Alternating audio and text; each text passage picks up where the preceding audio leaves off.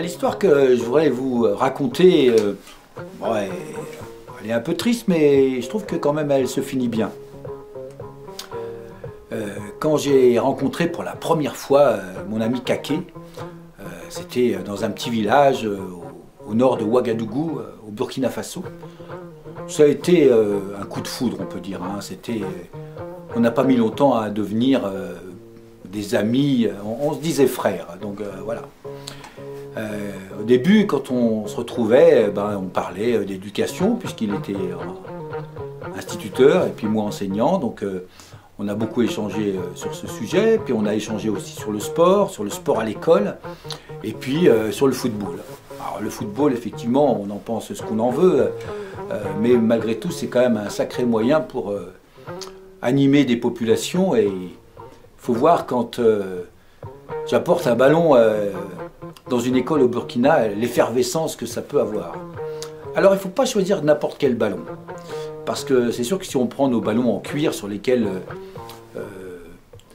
avec lesquels on joue sur nos beaux terrains enherbés, au Burkina ça ne dure pas bien longtemps. Avec la latérite, avec cette terre abrasive, il faut des ballons qui tiennent le coup.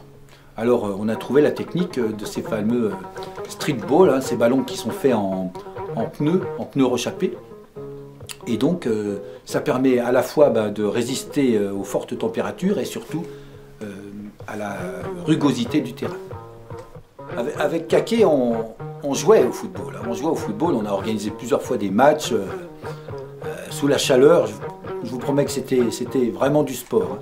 Mais bon, on s'amusait bien, Et puis quand il m'a amené dans son village, là, à Konega, c'était une sacrée ambiance. Alors effectivement, il n'y avait pas d'école, il n'y avait pas de dispensaire, et bien sûr, il n'y avait pas d'aire sportive. Bon, je vous passe les détails de la rénovation du dispensaire, la construction de l'école, etc. Et puis, il y avait deux bouts de bois plantés derrière l'école qui tombaient dès que le ballon tombait dessus, et c'était vraiment quelque chose de vraiment rudimentaire. Alors, c'est sûr que quand Kaké nous a quittés, on n'a pas laissé tomber le village, puisque c'était important pour nous de faire perdurer le fruit de cette amitié. Alors, on a continué la rénovation au dispensaire, on a continué la rénovation de l'école, et puis on a eu l'idée d'aménager un vrai terrain de foot, quoi. Un vrai terrain de foot dans les normes. Alors c'est sûr que les partenaires sur place nous ont pas mal soutenus. Je pense à Christian, le directeur de l'école, le nouveau maire du village, et puis tous les amis qu'on connaissait là-bas. Alors on a financé des vrais buts en fer, qu'un soudeur nous a fabriqué sur place. On lui a demandé de les peindre, et puis de les installer sur un endroit vraiment plat, à la sortie du village. Les enfants on nous ont demandé aussi des filets. Alors on a essayé de trouver des filets, et puis on a installé des filets. Et puis quand on y est allé, tout le monde voulait qu'on fasse une inauguration officielle, et puis que ça soit un petit peu formalisé. Alors j'ai dit ok, et donc on a organisé un tournoi dont la finale devait se dérouler lorsqu'on venait. Et c'est de cette finale que je voulais vous parler, parce que, comment dire, le football dans les grandes villes, ça attire du monde, mais alors dans les villages, je vous promets que ça en attirait aussi. Alors on s'est retrouvés donc à inaugurer ce terrain de foot, et on a fait jouer deux équipes locales, l'équipe de Konega Centre et puis une équipe un petit peu dans les environs. Et puis les présentations se sont faites de manière officielle, c'est-à-dire que ça rigolait pas, les joueurs avaient dégoûté des tenues, et puis ils se sont présentés devant les spectateurs, que j'ai évalué à plus de 2000. Il y avait plus de 2000 personnes qui sont arrivées de tous les villages alentours. C'était à la fois impressionnant et étonnant, parce que qu'un petit match comme ça d'inauguration puisse regrouper autant de monde. Et il faut dire que quand on organise une petite manifestation au village, les gens adorent ça, parce que ça fait une émulation, ça fait une animation, et tout le monde est friand de ce genre de changement qui bouscule un peu le quotidien.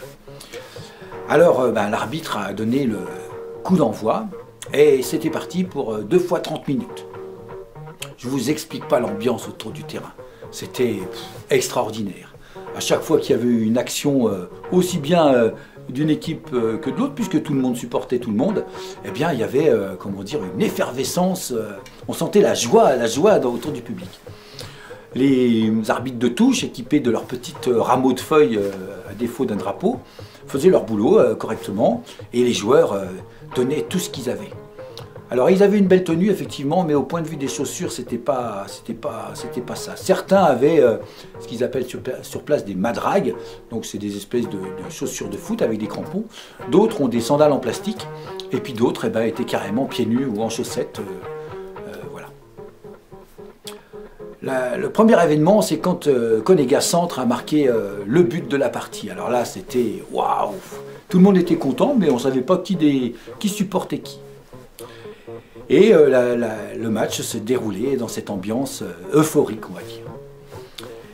Et à la fin, moi j'avais prévu avec mes amis d'offrir quelques petits cadeaux, donc cadeaux à l'arbitre, cadeaux à l'organisateur, cadeaux aux gens qui ont amené la sono, voilà. Et puis il y avait, comme les 4 équipes étaient engagées dans le tournoi, on a offert une petite somme au 4e, une petite somme au 3e, une somme plus conséquente au 4e, et puis une somme encore plus conséquente au vainqueur, avec toutes les tenues de sport qu'on avait amenées et qui pouvaient profiter à ces joueurs et à leurs familles. Après, il a fallu remercier, alors moi j'étais très ému à prendre le micro devant tout ce monde pour récompenser tout le monde. Et puis l'idée nous est venue avec le directeur de l'école de trouver un nom au stade. Et effectivement, le stade de Konega s'appelle donc le stade de Brahima Kake Bado, en souvenir de notre ami.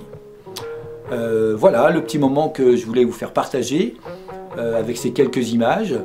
Et je sais que certains parmi vous sont déjà allés avec l'association Oxalis et le team Burkinature en Afrique. Et puis certains sont même allés à Konega et certains ont même joué au foot, que ce soit à Namounou ou à Konega. Donc ces petits instants pris sur le vif du sujet vous rappelleront quelques souvenirs.